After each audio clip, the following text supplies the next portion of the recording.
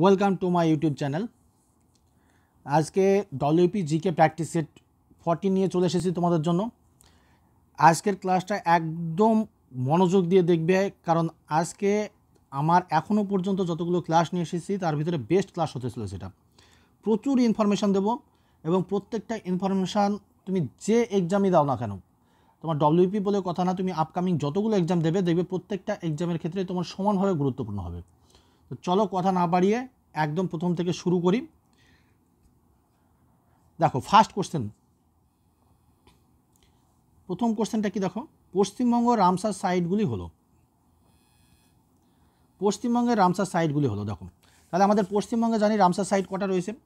আগে দেখো উত্তরটা আমরা করে নিই। পশ্চিমবঙ্গের রামসার সাইট আমাদের এখানে আপাতত দেখতে পাচ্ছি আমরা পূর্ব কলকাতার জলাভূমি, সেটা এর সঙ্গে পশ্চিমবঙ্গে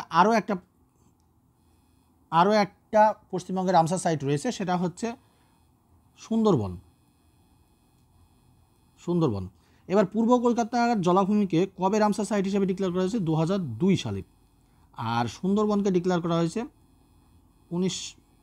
2019 সালে। এবার এখান থেকে দেখো কি কি কোশ্চেন আসতে পারে। তোমাদের মনে প্রশ্ন জাগছে যে রামসার সাইট কাকে বলে। রামসার সাইট হলো, দেখো রামসার শহরটা অবস্থিত, এই রামসার শহরটাই অবস্থিত ইরানে। আমি এখানে একটু জায়গা নিয়ে নিলাম।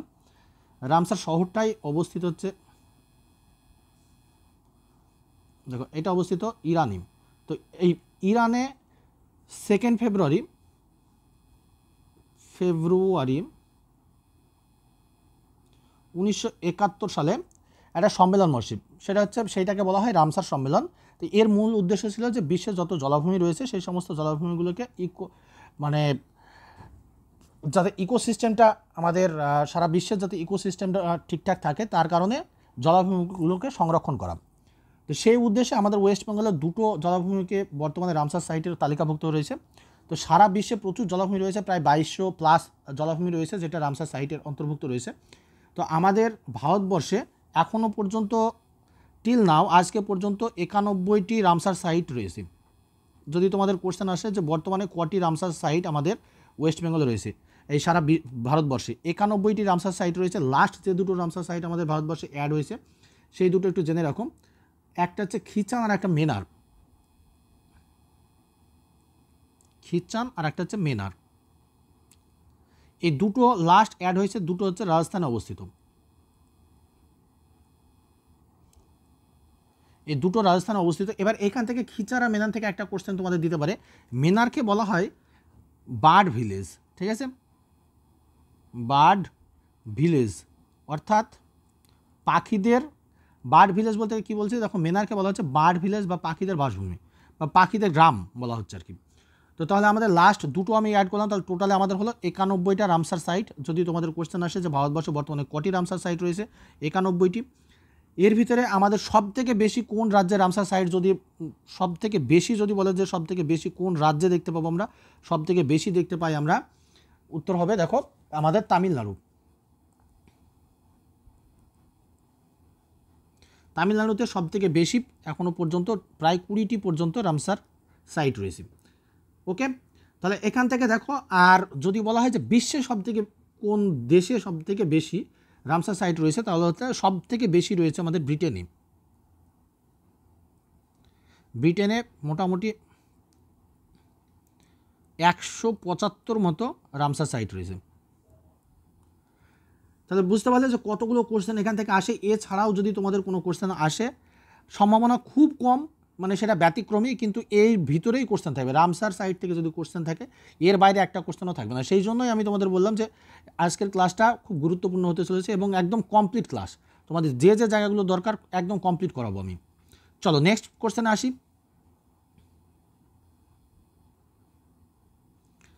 দেখো, কাদেরি সুফি আদেশ কে প্রতিষ্ঠা করেন? একদম নতুন টাইপের কোশ্চেন, তোমরা হয়তো ফেস করোনি কোশ্চেনটা। দেখো, কাদেরি সুফি অর্থাৎ সুফি, কাদেরি সুফি আদেশ কে প্রতিষ্ঠা করেন? তাহলে কাদেরি সুফি আদেশ প্রতিষ্ঠা করেন শাহ নিয়ামতুল্লাহ, সঠিক অ্যান্সার। এবার এখান থেকে আমাদের কোশ্চেন আসতে পারে যে কাদেরি সম্প্রদায়ের কে প্রতিষ্ঠাতা? কাদেরি সম্প্রদায়ের প্রতিষ্ঠাতা, এই কাদেরি সম্প্রদায়ের প্রতিষ্ঠাতা আসে যে কাদেরি সম্প্রদায় কে প্রতিষ্ঠা করেছিল, তাহলে এই সম্প্রদায়ের প্রতিষ্ঠাতাটার নামটা লিখে রাখো, আব্দুল কাদের জিলানি। আব্দুল কাদের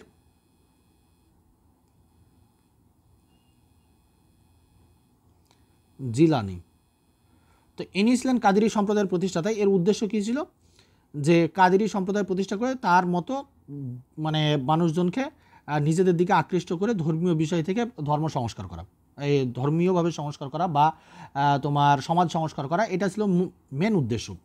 এক কথায় এরা সবাই ছিল ভক্তিবাদী আন্দোলনের নেতা সব এক একটা। তো কাদেরী সম্প্রদায় বুঝতে পারলে তাহলে কাদেরী সম্প্রদায় থেকে কোশ্চেন আসতে পারে যে কাদেরী সম্প্রদায়ের প্রতিষ্ঠাতা কি। চলো এবার নেক্সট কোশ্চেন আসি। এবার প্রতিষ্ঠাতা যদি বলা যায় কত শতকে, তাহলে এটা করবে দ্বাদশ শতকে। অনেক সময় এই টাইপের কোশ্চেন আসে। চলো তারপরে 3 নম্বর কোশ্চেন, ফেয়ারলেস গভর্নেন্স বইটি কে রচনা করেন? ফেয়ারলেস গভর্নেন্স বইটি রচনা করেন, দেখো অপশানগুলো দেখো, অমিতাভ ঘোষ, অনুজ ধর, অনিরুদ্ধ সুর নাকি কিরণ বেদী। সঠিক অ্যান্সার হচ্ছে কিরণ বেদী। তো কিরণ বেদী ফেয়ারলেস গভর্নেন্স বইটি লিখেছিলেন। তোমরা জানো যে কিরণ বেদী ভারতবর্ষের প্রথম মহিলা আইপিএস অফিসার ছিলেন। তাহলে কিরণ বেদী কে ছিলেন যদি আসে, যে কিরণ বেদী ভারতবর্ষের প্রথম মহিলা আইপিএস অফিসার ছিলেন।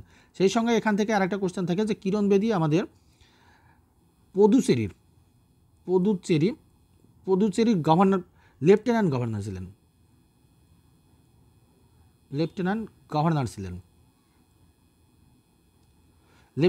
ছিলেন। এই ইনি যখন পুদুচেরি লেফটেন্যান্ট গভর্নর ছিলেন সেই সময়তে এই বইটি মানে সেই 5 বছরের যে অভিজ্ঞতা, সেই অভিজ্ঞতা নিরিখে এই বইটা লেখেন এবং তার যে সেই সময় যে গভর্নর থাকাকালীন সে যে জিনিসগুলো ফেস করেছিল সেইগুলো নিয়ে ফেয়ারলেস গভর্নেন্স বইটি লেখা। ওকে, চলো এবার নেক্সট কোশ্চেন আসি আমরা। যদি ভালো লেগে থাকে অবশ্যই চ্যানেলটিকে সাবস্ক্রাইব করে রেখো, এই টাইপের প্রচুর ইনফরমেটিভ ভিডিও তোমরা পেতে থাকবে। চলো, আর গতকালকে যারা মক টেস্ট দিয়েছো কেমন লেগেছে অবশ্যই জানাবে আমাকে। কথাকলি মূলত ভারতের কোন রাজ্যের নৃত্য? দেখো, মহারাষ্ট্র, উত্তরাখণ্ড, উড়িষ্যা নাকি কেরল? কথাকলি জানা, প্রত্যেকের জানা কোশ্চেন এটা, মানে লোকনৃত্য থেকে একটা কোশ্চেন থাকে, ক্লাসিক্যাল ড্যান্স থেকে। আমাদের সারা ভারতবর্ষে 8টি ক্লাসিক্যাল ড্যান্স আমরা দেখতে পাই।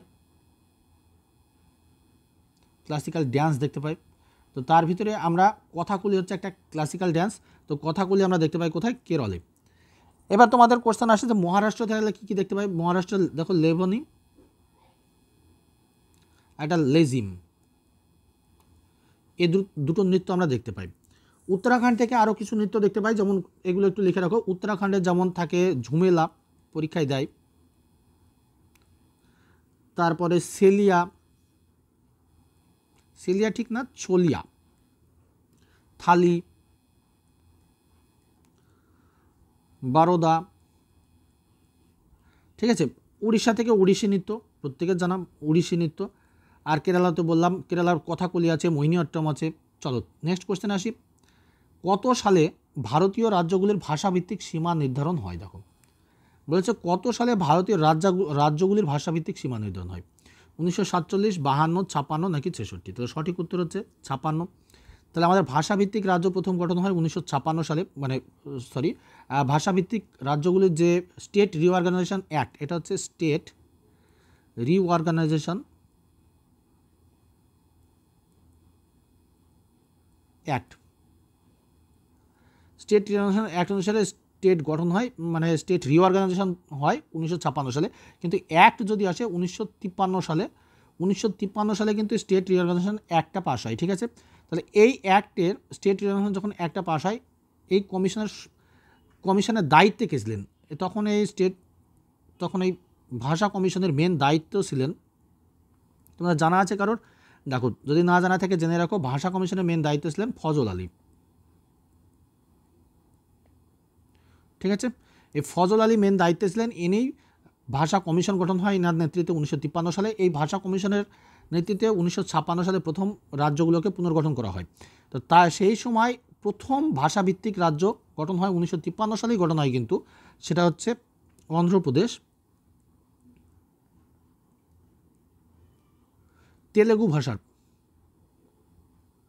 তেলেগু ভাষার জন্য অন্ধ্রপ্রদেশ রাজ্য গঠিত হয় 1953 সালে, কিন্তু যখন স্টেট রিঅর্গানাইজেশনের মাধ্যমে গঠিত হয় তখন কিন্তু অ্যান্সার আমার 1956 নয়। তাহলে ভাষা ভিত্তিতে প্রথম রাজ্য গঠন যখন হয় তখন কিন্তু অন্ধ্রপ্রদেশ 1953, আর যখন স্টেট রিঅর্গানাইজেশন অনুসারে গঠিত হবে তখন সেটার অ্যান্সার হয়ে যাবে 1956।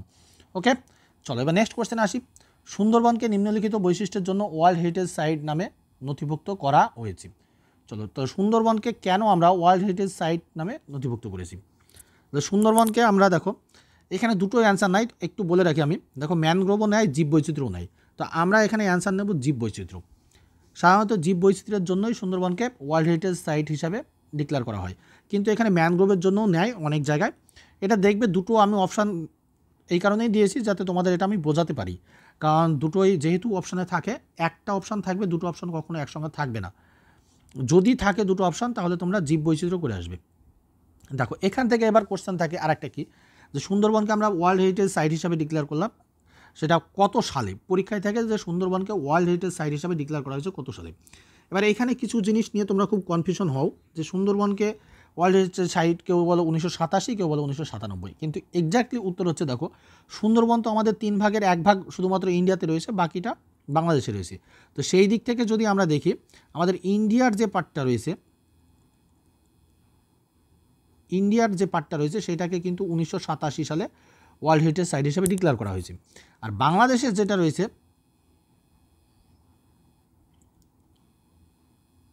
আমি এটুকু এনশিওর করতে পারি যে তোমরা এর আগে কখনো এভাবে কোনো দিন পড়োনি যে এত ক্লিয়ার করে 1997 সালে বাংলাদেশের যে পার্টটা রয়েছে সেটাকে ওয়ার্ল্ড হেরিটেজ সাইট হিসেবে ডিক্লেয়ার করা হয়েছে। কনসেপ্ট ক্লিয়ার হলো? দেখো এই জায়গাটার থেকে তাহলে আমাদের ওয়ার্ল্ড হেরিটেজ সাইট থেকে যদি কোশ্চেন আসে, ইন্ডিয়ার সাইড থেকে বললাম 1987, আর বাংলাদেশের যেটা রয়েছে সেটা হচ্ছে 1997 সালে। ওকে, চলো এবার নেক্সট কোশ্চেনে আসি। আচ্ছা, নেক্সট কোশ্চেন দেখো, বিশিষ্ট দ্বৈতবাদ সিদ্ধান্ত কে প্রতিষ্ঠা করেন? তাহলে এটার অ্যান্সার দেখো, মাধবাচার্য, রামানুজাচার্য, বল্লভাচার্য নাকি শ্রীকান্তাচার্য? দেখো বিশিষ্ট দ্বৈতবাদ সিদ্ধান্ত কে প্রতিষ্ঠা করেন? তাহলে সঠিক উত্তর হচ্ছে রামানুজাচার্য। ওকে, তাহলে সঠিক উত্তর রামানুজাচার্য, বিশিষ্ট দ্বৈতবাদ। এবার এখান থেকে আরও দু একটা জিনিস একটু ইনফরমেশন অ্যাড করে রাখো। এই বিশিষ্ট দ্বৈতবাদের রামানুজাচার্যের কত শতকে এটাকে প্রতিষ্ঠা করে? এর আগে একটা কোশ্চেন আমি ফেস করেছিলাম, 11 থেকে 12 শতকের মধ্যে। ঠিক আছে, 11 থেকে 12 শতকের মধ্যে।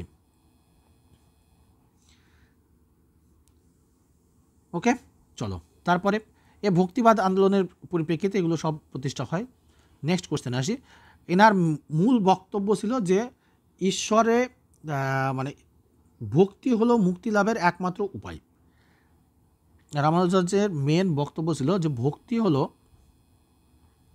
লিখে রাখো, ভক্তি হলো মুক্তি লাভের একমাত্র উপায়।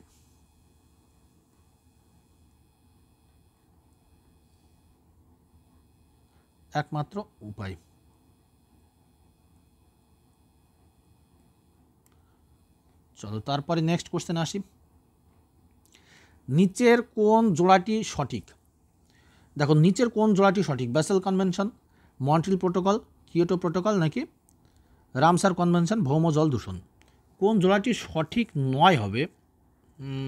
না সরি, ঠিকই আছে, কোন জোড়াটি সঠিক। তাহলে এখানে কোন জোড়াটি সঠিক? দেখো আমরা এখানে যতগুলো দেখছি একটু ভালো করে খেয়াল করো, কোন জোড়াটি সঠিক হবে এখানে। তাহলে কিয়োটো প্রোটোকল আমাদের এখানে কিন্তু সঠিক অ্যান্সার নেব। কিয়োটো প্রোটোকলের বিষয়বস্তু কী ছিল দেখো, না সরি এটা ভুল বলছি আমি, কিয়োটো প্রোটোকল না,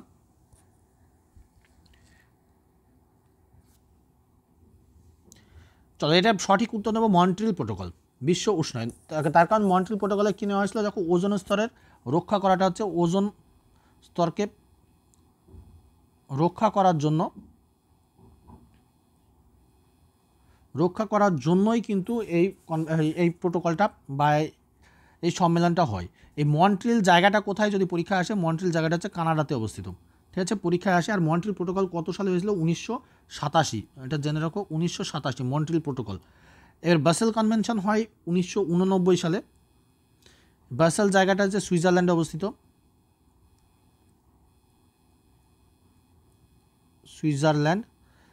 আর এটার বিষয়বস্তু ছিল, ব্যাসেল কনভেনশনের বিষয়বস্তু ছিল সারা বিশ্বের যত বজ্র পদার্থ রয়েছে সেই সমস্ত বজ্র পদার্থগুলোকে আন্তর্জাতিক পরিবহন বন্ধ করা, অর্থাৎ এক দেশ থেকে আরেক দেশে গিয়ে যে আমরা বজ্র পদার্থ পেলে আসি সেই জিনিসটা বন্ধ করার জন্য এই ব্যাসেল কনভেনশন করা হয়। চলো কিয়োটো প্রোটোকল জলবায়ুর পরিবর্তন, এটা দেখো এটা ভুল আছে। কিয়োটো প্রোটোকলের বিষয়বস্তু কী ছিল? তাহলে এটা জীববৈচিত্র্য না, এটা কি বললাম, এটা হচ্ছে আন্তর্জাতিক যত আমাদের বজ্র নিক্ষেপের ব্যাপারটা রয়েছে সেটা এখানে দেখা হয়। আর কিয়োটো প্রোটোকলটা হচ্ছে গ্রিন হাউস গ্যাস নিঃসরণ, ঠিক আছে। এটা হচ্ছে গ্রিন হাউস গ্যাস নিঃসরণ।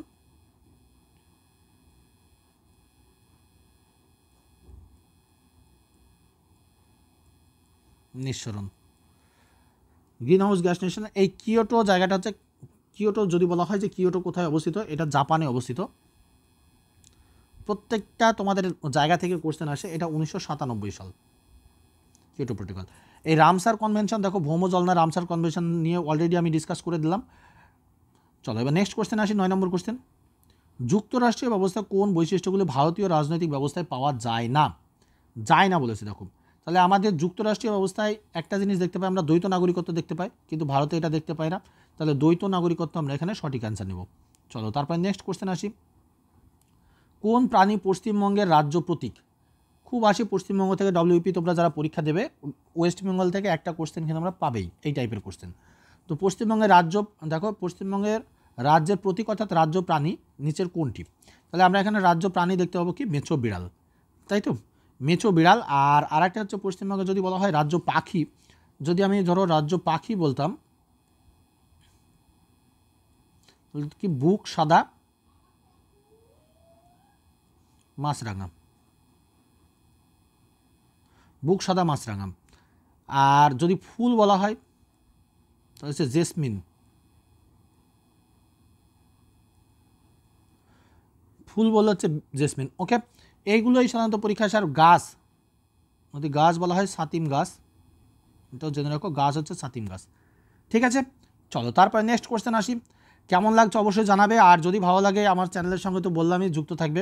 আর যদি ক্লাস বাদে যদি কারো অন্য কিছু যদি প্রয়োজন হয় তাহলে চিৎকার স্যার তো আসেন চিৎকার করার জন্য, তোমরা তো সেখানে চলে যাবে। চলো, পশ্চিমবঙ্গের রেল ওয়াগন তৈরি হয়, পশ্চিমবঙ্গের রেল ওয়াগন তৈরি হয় লিলুয়া, কাঁচরাপাড়া, দমদম। সঠিক, হিন্দ মোটর, কাঁচরাপাড়া, দুর্গাপুর। তাহলে এখানে সঠিক অ্যান্সার দেখো আমরা একটাতেই প্রথমটাই পেয়ে গেছি, লিলুয়া, কাঁচরাপাড়া এবং দমদমে পশ্চিমবঙ্গে রেল ওয়াগন তৈরি হয়। তো রেল ওয়াগন তৈরি হচ্ছে, আমরা পেলাম কি, লিলুয়া, কাঁচরাপাড়া এবং দমদম। এখান থেকে প্রচুর কোশ্চেন এক্সট্রা কিছু কিছু জিনিস আমরা একটু জেনে নেব, দেখো যেগুলো পরীক্ষায় আসে। দেখো এখানে যেমন একটা, দেখো আমাদের ইঞ্জিন লোকোমোটিভ বা লোকোমোটিভ কারখানা রয়েছে চিত্তরঞ্জনে, চিত্তরঞ্জন, এটাও আমাদের ওয়েস্ট বেঙ্গল অবস্থিত। এটাতে কি পাই আমরা, ইঞ্জিন লোকোমোটিভ। চিত্তরঞ্জন কোথায় অবস্থিত যদি আসে, আসানসোল, এটাতে ইঞ্জিন লোকোমোটিভ। তারপরে আর একটা যেমন ডিজেল লোকোমোটিভ খুব পরীক্ষায় দেয় এখন, ডিজেল লোকোমোটিভ,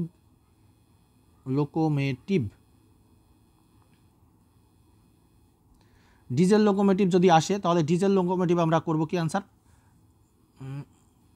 ডিজেল লোকোমোটিভে করে রাখবে বারাণসী, পরীক্ষায় বারবার আসে বারাণসী ডিজেল লোকোমোটিভ।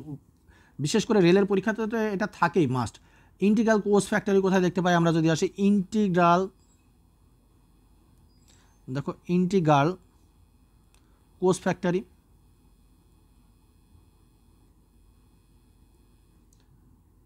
তামিলনাড়ু, এই ইন্টিগ্রাল কোচ ফ্যাক্টরি তামিলনাড়ু। রেলের চাকা তৈরি, দেখো রেলের চাকা যদি বলা হয়, রেলের চাকা তৈরি কোথায় হয়, রেলের চাকা তৈরি হয় বেঙ্গালুরু, বেঙ্গালুরু। আর একটা এখান থেকে কোশ্চেন, আধুনিক রেল চাকা, যে যে জায়গাগুলো থেকে ভুল করতে পারো, কারণ রেলের চাকা দুই জায়গাতেই পাবে, একটা রেলের চাকা আর একটাতে থাকবে আধুনিক রেল চাকা। যদি দেখো আধুনিক রেল চাকা তাহলে উত্তর করবে বেলনগর, বেলনগর, এটা আমাদের ওয়েস্ট বেঙ্গলে অবস্থিত।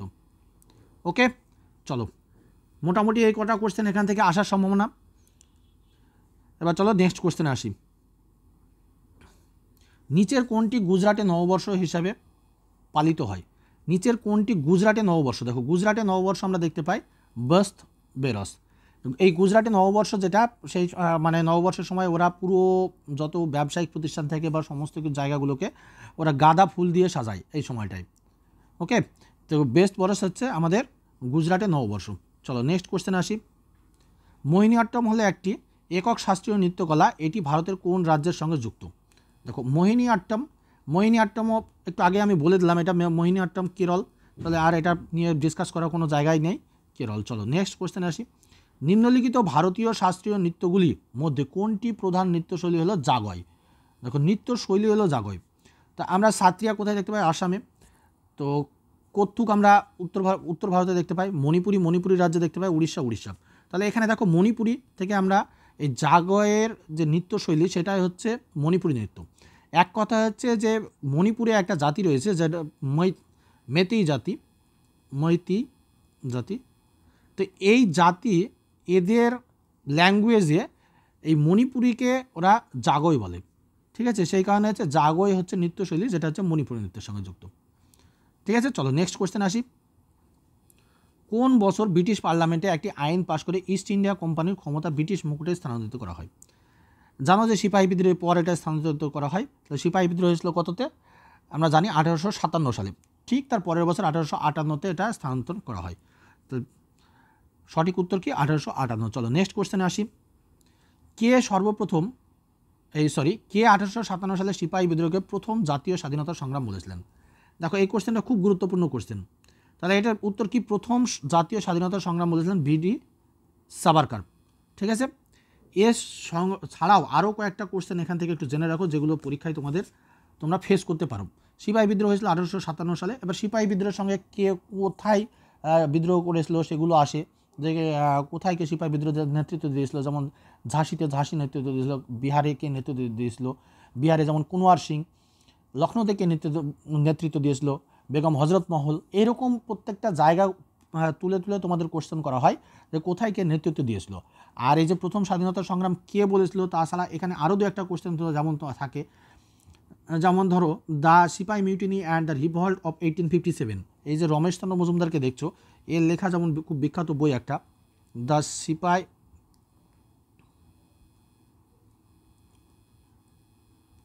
সিপাই মিউটিনি অ্যান্ড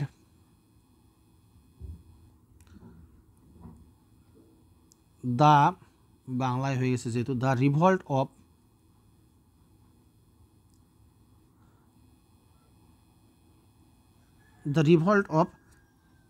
1857। ঠিক আছে, এই বইটা খুব গুরুত্বপূর্ণ বই রমেশচন্দ্র মজুমদারের। এইখান থেকে কোশ্চেন আসে। আর আরেকটা যেমন তোমার এখান থেকে আরেকটা কোশ্চেন আসে এই লেখা থেকেই, যেমন ভারতের মহাবিদ্রোহ বলেছিলেন, এটার নামই দিয়েছিল ভারতের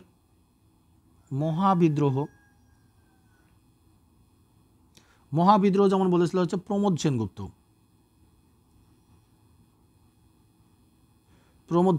আর একটা এখানে যেমন বলেছিল তোমার, যেমন হিস্ট্রি অফ ইন্ডিয়ান মিউটিনি, এটা যেমন বলেছিল টি.আর. হোমস। আর 1857 বা 1857 বইটার নাম দিয়েছিল 1857। আমি এমনি জাস্ট এতে লিখলাম 1857। এই বইটার নাম দিয়েছিল এস.এন. সেন। যেহেতু উনি বাঙালি ছিলেন, সুরেন্দ্রনাথ সেন, তাই এই কোশ্চেনটা বারবার দেয় যে 1857 বইটা রাইটার কি? সিপাহী বিদ্রোহ নিয়ে। ঠিক আছে, হিস্ট্রি অফ ইন্ডিয়ান মিউটিনি, আর এটা থাকে হিস্ট্রি অফ ইন্ডিয়ান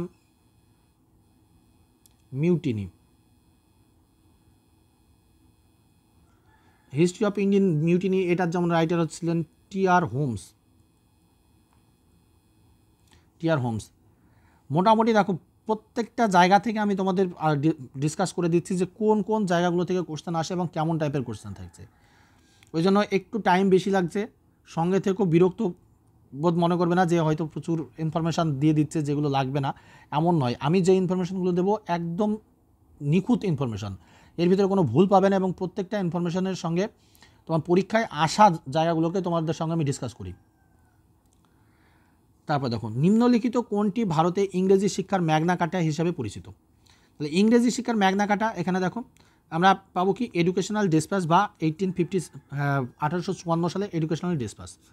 কোশ্চেনটা আসে এখান থেকে। আর একটা তো এডুকেশনাল ডিসপাস ছিল আমাদের একটা মানে কি বলবো আর কি,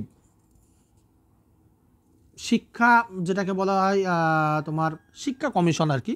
আর এডুকেশনাল ডিসপাস ছিল একটা শিক্ষা কমিশন, শিক্ষা সংক্রান্ত একটা কমিশন। তো সেই সময় আরও কয়েকটা শিক্ষা সংক্রান্ত কমিশন গঠন হয়, যেমন এই যে 1882 সালে হান্টার কমিশন গঠন হয়, হান্টার কমিশন। আর এটা যেমন ছিল 1902 সালে র্যালে কমিশন।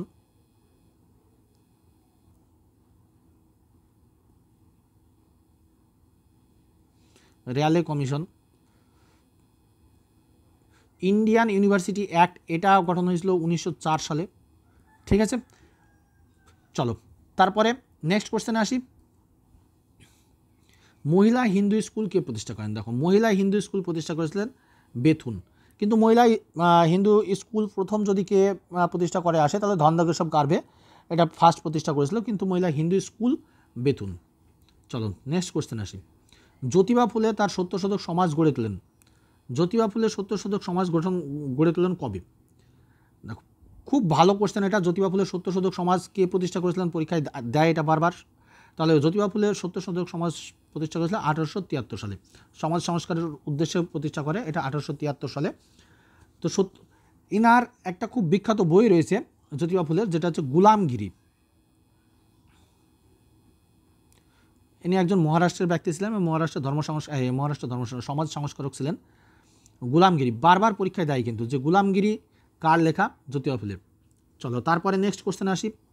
একটি নক্ষত্রের রং কিসের ইঙ্গিত দেয়? দেখো, একটি নক্ষত্রের রং কিসের ইঙ্গিত দেয়?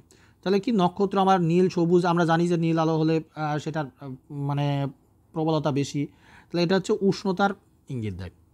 তাহলে আমরা কি নক্ষত্রের রং দেখে আমরা কি সেই নক্ষত্রটা কত উষ্ণ সেটা আমরা করতে পারি। আর একটা হচ্ছে নক্ষত্র যে মিটমিট করে আকাশে, এই মিটমিট করে কারণ কি? এটা যদি হয় তাহলে হবে মিটমিট করা, যেটাকে বলি আমরা, যে আকাশে হয়তো যে দেখছো যে নক্ষত্র একটা মিটমিট মিটমিট করছে, তাহলে মিটমিট করাটাকে বলা হয় আমাদের আলোর প্রতিসরণ। আলোর প্রতিসরণের কারণেই কিন্তু নক্ষত্রগুলো মিটমিট করে। চলো তারপরে, কেরোসিন ও পেট্রোল আলাদা করার সেরা পদ্ধতি। দেখো, কেরোসিন এবং পেট্রোল আলাদা করার সেরা পদ্ধতি হচ্ছে আংশিক পাতন। ওকে, তো যদি বলা হয় যে কেরোসিন এবং পেট্রোলকে আলাদা করব কীভাবে? আংশিক পাতন। আংশিক পাতনের কি, যে যাদের তোমার উষ্ণতার ভিত্তিতে যারা আলাদা হয়ে যায় সেগুলো হচ্ছে আংশিক পাতন। চলো তারপরে নেক্সট কোশ্চেন আসি। বাড়িতে ব্যবহৃত মিউরিয়েটিক অ্যাসিড কোনটি? বাড়িতে ব্যবহৃত মিউরিয়েটিক অ্যাসিড, দেখো আমরা জানি মিউরিয়েটিক অ্যাসিড মানে কি জানি আমরা, যে হাইড্রোক্লোরিক অ্যাসিড। তাহলে বাড়িতে ব্যবহৃত যেটা হচ্ছে হাইড্রোক্লোরিক অ্যাসিড বা HCl, তাই তো? হাইড্রোক্লোরিক অ্যাসিডের আরেক নাম হচ্ছে HCl বা হাইড্রোক্লোরিক অ্যাসিড। এবার এখানে দেখো, অ্যাকোয়ারিজা বা অম্লরাজ থেকে একটা কোশ্চেন থাকে, অপশান আমরা দেখতে পাচ্ছি। অ্যাকোয়ারিজা বা অম্লরাজ কীভাবে গঠন হয়? তো অম্লরাজ কিসের জন্য ইউজ হয়? দেখো, যত রকম ধাতু আছে সমস্ত ধাতুগুলোকে গলাতে অম্লরাজ ইউজ হয়। তো অম্লরাজ তৈরি হয় কীভাবে? দেখো, অম্লরাজ তৈরি হয় কিন্তু আমাদের 3 অণু হাইড্রোক্লোরিক অ্যাসিড অর্থাৎ HCl এর সাথে আমরা যদি তোমার যোগ করি হচ্ছে তোমার প্লাস যদি HNO3 অর্থাৎ নাইট্রিক অ্যাসিড যদি যোগ করি HNO3, দেখো হাইড্রোক্লোরিক অ্যাসিডের সাথে নাইট্রিক অ্যাসিড অর্থাৎ 3 অণু হাইড্রোক্লোরিক অ্যাসিডের সাথে 1 অণু নাইট্রিক অ্যাসিড যোগ করলে যেটা পাই সেটাকে আমরা বলি অম্লরাজ। তো অম্লরাজের দিয়ে দেয় যে অম্লরাজের অনুপাত কত? দুটো অ্যাসিডের 3:1 অনুপাতে মেশানো হয়, হাইড্রোক্লোরিক অ্যাসিড এবং নাইট্রিক অ্যাসিড। ওকে, চলো নেক্সট কোশ্চেন আসি। 23 নম্বর কোশ্চেন। স্তন্যপায়ী প্রাণীর করোটি স্নায়ুর সংখ্যা কত? দেখো, স্তন্যপায়ী প্রাণীর করোটির সংখ্যা 10 জোড়া, 10টি, 12 জোড়া নাকি 12টি? তাহলে 12 জোড়া, তাই তো? তাহলে স্তন্যপায়ী প্রাণীর করোটি স্নায়ুর সংখ্যা হচ্ছে 12 জোড়া। এবার এখান থেকে আরেকটা কোশ্চেন থাকে, দেখো ওয়াল ফ্যাক্টরি স্নায়ু কিসের সাথে যুক্ত? আমরা জানি ওয়াল ফ্যাক্টরি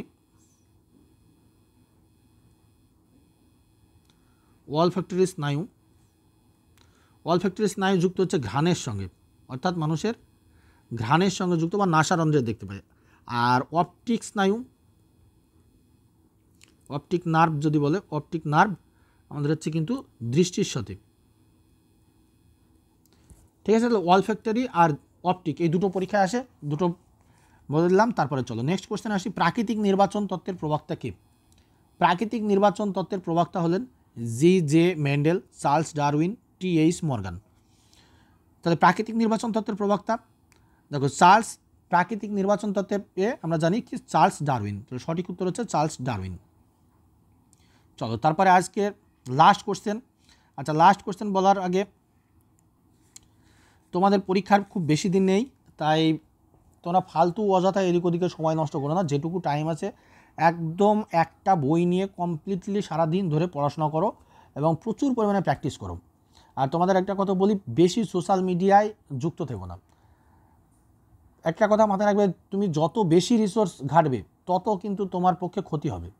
তুমি আজকে আমার ইউটিউব চ্যানেল দেখছো, আর একজনের ইউটিউব চ্যানেল দেখছো, আর একজনের ইউটিউব চ্যানেল দেখছো, এভাবে দেখা যাচ্ছে 10 জনের তুমি ইউটিউব চ্যানেলকে ফলো করছো।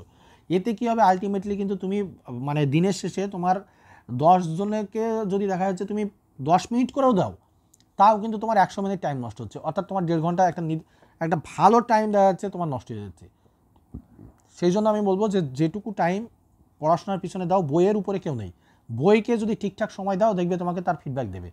এবার হ্যাঁ, কিছু ইনফরমেশান তোমার অন্যান্য জায়গা থেকে তুমি রিসোর্সগুলো তুমি কালেক্ট করতে পারো, কিন্তু তাই বলে সারাদিন ধরে কেউ নোটিফিকেশান ভিডিও নিয়ে আলোচনা করছে, আবার নতুন 26 সালের নোটিফিকেশান আসতে চলেছে, আবার আগামী কয়েকদিনের ভিতরে তোমাদের পরীক্ষার ডেট হতে চলেছে, আবার মাঠ হতে চলেছে তোমাদের এই তারিখে, এই সব ভিডিও দেখে বেকার টাইম নষ্ট করে না। কিছু কিছু স্যার আছে সারা দিন এইসব ভিডিওগুলো করে যাচ্ছে, যেগুলো স্টুডেন্টদের ফালতু স্টুডেন্টদেরকে মাথা খারাপ করাচ্ছে। মানে স্টুডেন্টরা এই নিয়ে সারাদিন চিন্তায় থাকে। এসব ভিডিও না দেখে নিজের পড়ার প্রতি ফোকাস করে, যেখানে তুমি ইনফরমেশান পাবে পড়াশোনার, সেখানে ফলো করো, সেই চ্যানেলগুলোকে ফলো করো, এবং সেগুলোকে যেটা তোমার কাজে লাগবে সেটাকে তুমি নাও, সেখান থেকে ইউজ হলো না। আমি একটা কথাই বলবো, কোনো টিচারের কাছে তোমরা নিজেরা ইউজ হলো না। চলো, টিচারদেরকে তোমরা ইউজ করো, টিচারদের কাছে তোমরা ইউজ হো না। চলো দেখো 25 নম্বর কোশ্চেন, বা আজকের লাস্ট কোশ্চেন। 1929 সালে কংগ্রেস দলের লাহোর অধিবেশনে কার সভাপতিত্ব সংগঠিত হয়েছিল? দেখো, লাহোর অধিবেশনে সংগঠিত হয়েছিল জওহরলাল নেহরুর নেতৃত্বে। তো লাহোর অধিবেশন হয়েছিল কোথায়? দেখো, লাহোরে অধিবেশনটা হয়েছিল, এটার মেন উদ্দেশ্য ছিল কী ছিল, যে পূর্ণ স্বরাজ। তো এর সভাপতি ছিল জওহরলাল নেহরু, এর মেন উদ্দেশ্য ছিল পূর্ণ স্বরাজ বা পূর্ণ স্বাধীনতা। তো সেই অনুসারে 1930 সালে 26শে জানুয়ারি স্বাধীনতা দিবস পালন করা হয়। 1930 সালে 26শে জানুয়ারিকে স্বাধীনতা দিবস হিসেবে ডিক্লেয়ার করা হয়, এবং সেই সময় 26শে জানুয়ারিকে স্বাধীনতা দিবস হিসেবে পালন করা হয়। ওকে, তাহলে এখান থেকে মোটামুটি এইগুলো। তারপরে 1930 সালে এখান থেকে 1930 সালে দেখবে গান্ধীজি আইন অমান্য আন্দোলন শুরু করে, তোমার লবণ আইন ভঙ্গ করে। তো ঠিক আছে, চলো আজকে তোমাদের 25টা কোশ্চেন কমপ্লিট হলো। একটু সময় বেশি লাগলো, প্রচুর ইনফরমেশান দিতে গেলে একটু সময় লাগবে, এবং থেমে থেমে ইনফরমেশানগুলো দিয়েছি। যদি ভালো লাগে অবশ্যই লাইক কমেন্ট করবে, আর চ্যানেলের সঙ্গে যুক্ত থেকো। Thank you, by.